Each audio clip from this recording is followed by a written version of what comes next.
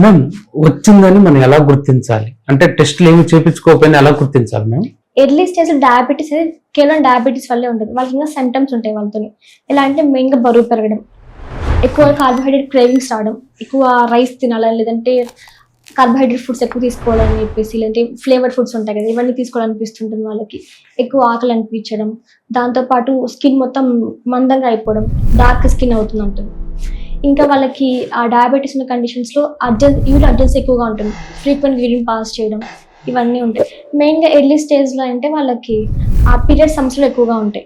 ఎందుకంటే డయాబెటీస్ అనడానికి hormonal imbalance route అయి ఉంటుంది కాబట్టి. పీరియడ్ సమస్యలు పీరియడ్ సరిగ్గా రాకపోవడం, ఎక్కువ రోజు బ్లీడింగ్ అవ్వడం, లేదంటే డిలే అవ్వడం, మంత్కి ఎక్కువ డిలే గ్యాప్స్ ఉండడం, ఇవన్నీ కామన్గా ఉంటాయి. ఇంకా మెయిన్గా హెయిర్ ఫాల్, ఇవన్నీ కూడా ఉంటాయి. చాలా మంది అనుకోవచ్చు డయాబెటీస్ వల్ల ఎన్ని ప్రాబ్లమ్స్ ఉంటాయని.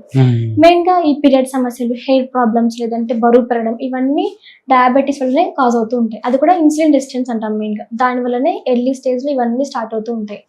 టెస్ట్ చేయించుకోవాలంటే మెయిన్గా ఫాస్టింగ్ బ్లడ్ షుగర్ అంటాం, లేదంటే పోస్ట్ ప్రానియల్ బ్లడ్ షుగర్ అంటాం.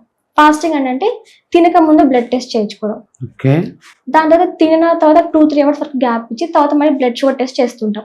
వీటింటితో తెలుస్తుంది అనమాట ఎంత లెవెల్స్లో ఉంది, అబ్నార్మల్గా ఏదైనా ఉందని. బట్ కొంతమందికి ఇలా కష్టంగా ఉన్నప్పుడు HbA1c అంటాం.